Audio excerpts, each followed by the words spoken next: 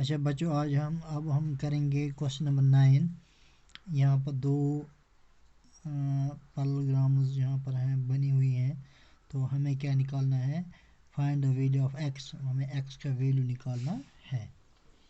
हम क्या करेंगे? हम लेंगे एक पैरेललोग्राम, इन पैरेललोग्राम और आई एस के। तो इसमें क्या है? एंगल एस के और बराबर है एंगल आर आई एस, क्योंकि ये अपोजिट हैं, एक एंगल्स हैं एक पैरेललोग्राम के। इसलिए जब एंगल एस के और 120 के बराबर है तो एंगल आर आई एस 120 के बराबर होगा, क्योंकि ये opposite sides of a parallelogram हैं।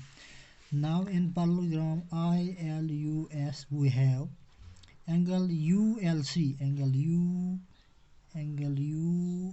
L C, angle U L C is plus is equal to angle U E C, angle U E C is equal 70 degree. क्यों? It is opposite angles of a parallelogram.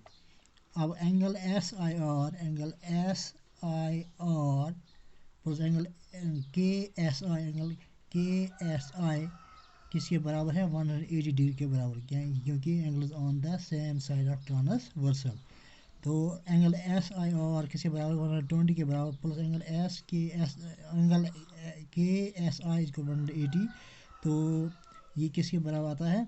Angle K S आई किसके बराबर आता है? 60 degree. अब हम triangle लेंगे। Now we will take triangle E P S. In triangle E P S is a triangle. तो X किसके बराबर है? एक्स बराबर है 180 माइनस जो दो जारी हमें निकले हैं, तो हमने उनको ऐड किया, वो उनको हम निकालेंगे 180 में से, क्योंकि ट्रायंगल का के एंगल्स का मजमा जो होता है वो 180 के बराबर होता है। इसलिए इसमें से हम दो एंगल निकालेंगे, 70 डिग्री और 60 डिग्री। तो वो आता है 70 प्लस 60 डिग्री 130 डिग्री। तो 180 में से निकालेंगे 130 तो 30 डिग्री, तो 50 डिग्री आंसर आएगा। एक्स का वैल्यू है 50 डिग्री। अब क्वेश्चन नंबर 10 है, express how this figure is a trapezium which of its two sides are parallel. In this question, in this trapezium, it's a trapezium because MN is parallel to KL. Why? The sum of the angles of M and L is equal to 180. So it is NM is parallel to KL. So KL MN is a trapezium. जिसका एक जोड़ा जो है वो क्या parallel है, इसलिए वो काफ़ी है प्रूव करने के लिए कि वो एक ट्रेपीजम है। Question number 11, find measure of angle C in figure 3.25 if A B is line segment A B is parallel to line segment D C. तो इसका हम लिखेंगे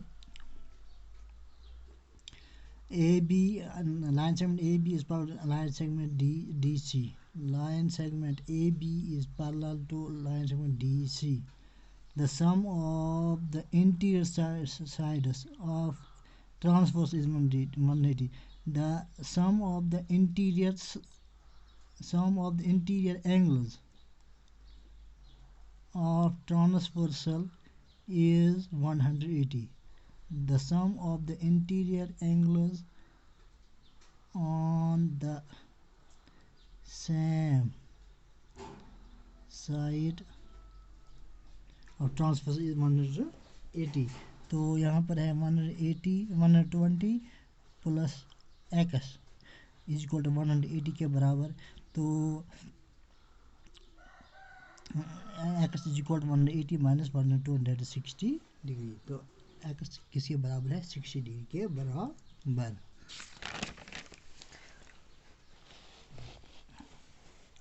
अब question number 12, find a measure of angle P and angle S if line segment SP is parallel to line segment RQ. So यहाँ हमें figure दी हुई है, angle को 130 के बराबर है, एंगल एस आर क्यू 90 के बराबर है और एंगल और एस पी 90 के बराबर है, हमें निकालना है angle x, angle S P Q हमें निकालना है। तो इसका सोल्यूशन हम निकालेंगे। sin second S P is parallel to PQ, it is given. Angle P plus angle P plus angle RQP, that is equal to 130 degree is equal to 180. तो angle P किसके बराबर आता है 180 minus 130 is equal to 50 degree. तो यहाँ angle P किसके बराबर आता है 50 डिग्री के बराबर। तो एंगल S किसके बराबर है, angle S is equal to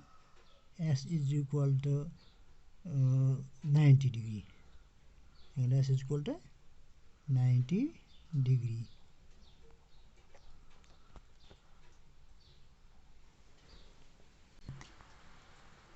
अब हम करेंगे एक्सरसाइज 3.4। क्वेश्चन नंबर पहला है स्टेट वेदर ट्रू और फॉल्स। हमें ये बताना है ये ट्रू है या फॉल्स है, दो में से एक आएगा इनमें से। ऑल रेक्टेंगल्स और स्क्वायर्स, तमाम रेक्टेंगल्स स्क्वायर्स हैं, इट इज़ फॉल्स। तमाम स्क्वायर रेक्टेंगल हो सकते हैं और तमाम रेक्टेंगल स्क्वायर नहीं हो सकते हैं, इसलिए ये फॉल्स है। बी पॉट है ऑल रोम्बसेस और पैरेललोग्राम्स। जो पैरेललोग्राम्स होती हैं, जो रोम्बसेस होती हैं वो पैरेललोग्राम्स भी होती हैं, क्योंकि उनके जो अपोजिट के साइड्स होते हैं वो आपस में पैरेलल होते हैं और बराबर भी होते हैं, साइड्स बराबर भी होते हैं और पैरेलल भी होते हैं। सो ऑल रोम्बसेस और पैरेललोग्राम्स, ये ट्रू है। सी पॉट ऑल स्क्वायर्स और rhombuses and also rectangles, all squares और रोम्बसेस एंड आल्सो रेक्टेंगल्स, ये सही है कि तमाम स्क्वायर रोम्बसेस हो सकती हैं एंड आल्सो रेक्टेंगल्स भी हो सकते हैं, ये ट्रू है। D part all squares are not parallelograms, all squares are not parallelograms, ये फॉल्स है क्योंकि पैरेललोग्राम्स की जो प्रॉपर्टीज़ हैं वो सेटिस्फाई होती हैं स्क्वायर में। All squares are not parallelograms, जो स्क्वायर्स होते हैं वो पैरेललोग्राम्स भी होते हैं, इसलिए इसने लिखा है आर नॉट पैरेललोग्राम्स, ये फॉल्स है। ई पॉट ऑल काइट्स और रोम्बसेस, ये फॉल्स है क्योंकि इनके अपोज के ज़ाविये सिर्फ आपस में बराबर होते हैं। एफ पॉट ऑल रोम्बस और काइट्स, इट इज ट्रू, ये ट्रू है, तमाम रोम्बस काइट्स होते हैं। जी पॉट ऑल पैरेललोग्राम्स और ट्रेपेज़म्स, तमाम पैरेललोग्राम्स जो होती हैं वो ट्रेपेज़म में होती हैं, उनमें से कोई भी दो ज़िले जो आपस में इसमें जो एक प्रॉपर्टी है एक पेयर इनका होना चाहिए पैरेलल, तो ट्रेपेज़ में एक पेयर होता है पैरेलल, वो इसमें स्क्वायर में होता पैरेललोग्राम में होता है। और एच पॉट है ऑल स्क्वायर्स और ट्रेपेज़म्स, तमाम स्क्वायर्स हैं वो ट्रेपेज़ हैं, इनमें से कोई से दो पेयरों में से एक पेयर हम ले लेंगे तो वो आपस में पैरेलल होते हैं, इसलिए ये ट्रू है। Question number 2, identify all the coordinators that have 4 sides of equal length. तो उसमें आता है स्क्वायर एंड रोम्बस। और identify all the coordinators that have 4 sides of equal length. तो किस में होती है इक्वल लेंथ, किस में 4 साइड होते हैं, किस में इक्वल लेंथ होती है, एक स्क्वायर में और दूसरा रोम्बस में। 4 राइट एंगल्स, इसमें कौन से आती हैं स्क्वायर और रेक्टेंगल। ओके।